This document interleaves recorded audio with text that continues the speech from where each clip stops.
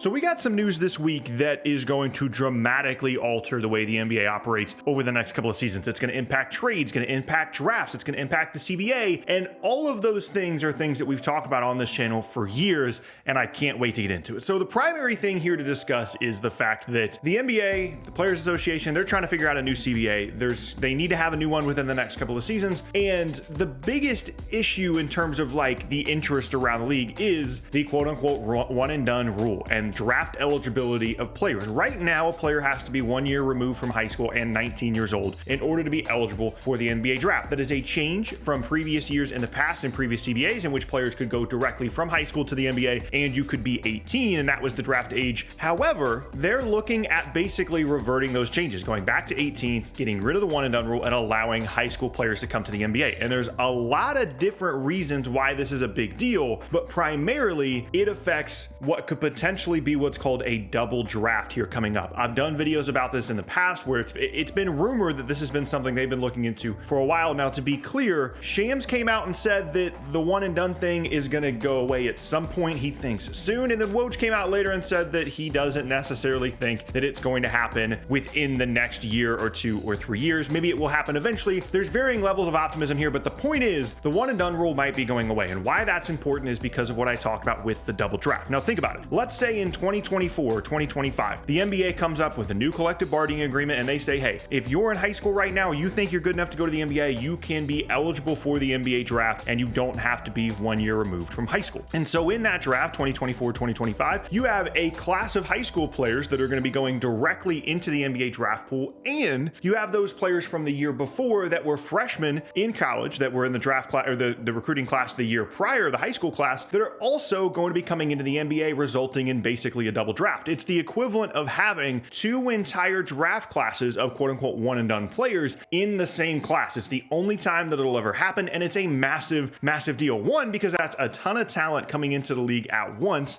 and 2, those draft picks in that year are so much more valuable than in any other draft we've ever seen. Even if the high school class and the one and done class aren't the greatest classes we've ever seen, but even if they're just average, that much depth and having that much talent changes everything for a draft. It's the reason why in the past we saw teams really stockpile 2023, 2025, whatever year they thought this rule was going to go into effect, where they were going to get rid of the one and done rule. Teams tried to target that draft and get those draft picks, and those picks were higher in value. We don't really know what that draft year is going to be yet, but whenever it happens, it's going to be the most valuable NBA draft ever. Whether the players turn out to be good or not, the picks in that draft are more valuable than in any draft ever. And that's so critical and so important and so interesting because of how that impacts trades. Like, there are teams out there that have all these future first round picks that might be willing to give up a ton of those picks just to get one in the 24-25 draft, whichever one it may be. And there are teams that currently hold other teams 24 and 25 picks, and those could all of a sudden become much more valuable, whether it be in a trade or to them themselves. Now, with this new CBA stuff and with the one and done rule and changing the draft eligibility, there's ultimately going to be conversations around whether or not this is a good idea. And for the most part, it seems like a lot of people think, well, this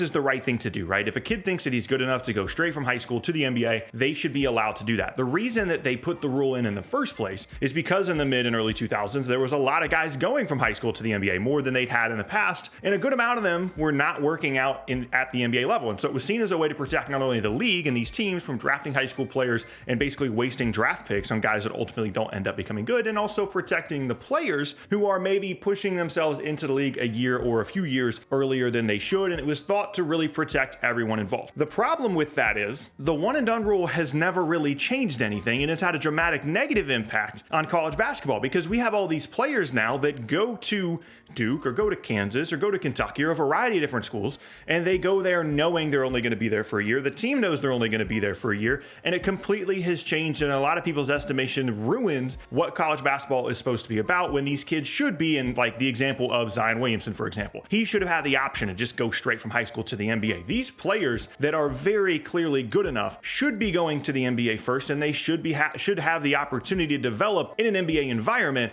rather than having to do the 1 year in college. That's the argument for most people. It's a benefit to the kid because they get there earlier, they're in a better situation, they don't have to worry about going to class all the time. It's better for college athletics because they have guys that actually want to be there and should be in college rather than just kind of making a pit stop on their way there. And NBA teams are way better now at developing developing younger players, even if they're not getting much playing time, than they were in the early and the mid 2000s when this rule was initially implemented in the first place. Now, for me, I've always been on that side. I've always been on the one and done rule doesn't make any sense. Guys having to be 19 doesn't really make any sense. The 1 year removed thing didn't make any sense, but I didn't expect, like, I was really optimistic about the double draft a couple of years ago, but then once the NBA put in like their own G League team and they started creating these other avenues for guys to be able to go to a different option that isn't college for a year before they got to the league to satisfy that 1 year removed from high school requirement, I started thinking, if the league is investing in this and they're looking at this as a thing that they need to have their own plan for, their own G League team, then I don't think this is a rule that's going to get changed anytime soon. And so ultimately, that's still where I've landed. I think that there are going to be players, and the Players Association is going to push for the opportunity for kids to go from high school to college. And there are going to be some outside interests that are going to really push for that as well. Specifically, I think college basketball. However, I think that the league itself is still going to push back on this a little bit, given that they have infrastructure in place specifically to kind of circumvent the NCAA and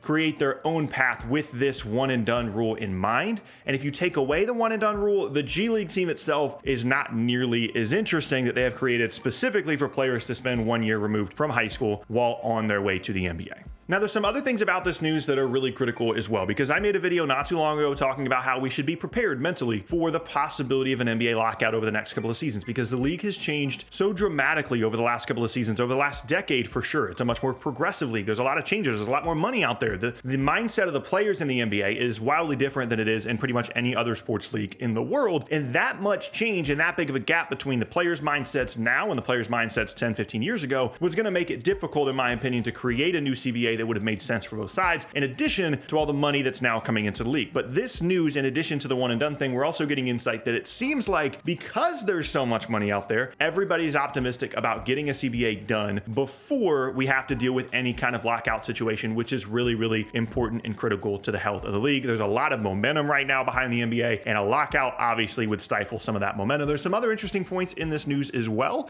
where they're exploring, I believe the term specifically mentioned in the report was ways to make it easier for players to build quote unquote generational wealth. So there's like the possibility of players gaining equity in a team and being able to earn money from the league beyond just their years of playing in the league. And I think the overtone of that specifically is I think we're going to see a lot more players going into ownership, whether it be full owners of the team or part owners of the team after they retire from the NBA, which I think would be a really, really interesting dynamic. And specifically with guys like LeBron, like I think LeBron is going to own an NBA team within the next 10 to 15 years. And introducing more players into team ownership, I think is certainly a positive thing and would be a really cool direction for the league to start going in. And so ultimately, this is something that it means a lot. Like it hasn't really been covered as like this huge, massive thing, but it's one of the most influential and critical parts of team building over the next couple of seasons in the NBA. Because if you're a front office that fully believes that the double draft is happening in 24, 25, you can build your entire team building strategy around having draft picks and having assets in the 24 and 25 drafts, or whatever year you think it'll happen. These front offices obviously know more than any of us in terms of whether they think it's going to be this year, that year, if it's going to happen at all. And what I would do if I were those teams is, given the infrastructure the NBA's put in place with the G League team and clearly steering more towards keeping the one and done rule, I would steer more towards pushing that stuff, out a little bit, where maybe the one and done rule gets phased out in 25 or 26. And if that does happen, it's going to be a completely unprecedented draft. Like I said, this has never happened before, and it will never happen again unless we go back and forth on the one and done rule thing again. And it's something that we as NBA fans have been anticipating for a long, long time. And seeing who the first overall pick in a double draft is, how many high school kids we get in that draft, and then moving into the future, that the impact of possible high school players in the NBA draft moving forward.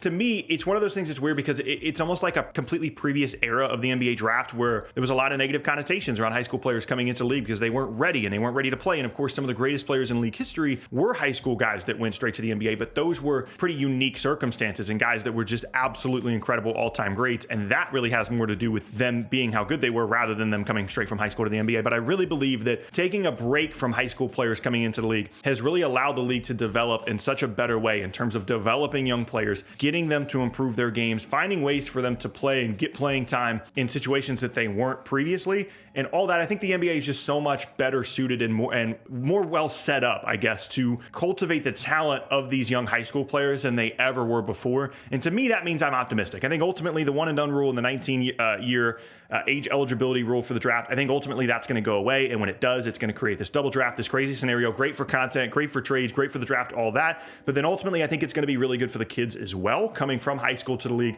Because if you are really that good, I don't think your year at Duke or your year at Kentucky or your year at Kansas, where everybody knows you're leaving anyway, I don't really think that 1 year is helping you. I certainly don't think it's helping you nearly as much as it would to just go ahead and go straight to the NBA, which is these guys' goal anyway. And it makes college athletics better. It makes these guys that are actually playing in college, go to classes and actually do the whole college thing, rather than guys like Ben Simmons, who just didn't show up to classes for the second half of his year at LSU. That was a player that should have been able to just go straight to the NBA. And I think in every single draft over the last couple of years, you could look and say, this guy should have just been able to make the jump. And I think it's overall healthier for basketball as a whole, and specifically the league, if those guys are allowed to. And I think it helps the kids as well. So I think it's going to happen. I wouldn't get excited about it happening in like the 2023 draft. That feels way too soon. But ultimately, all this is positive and interesting as it relates to a new CBA and the possible elimination of the one and done rule.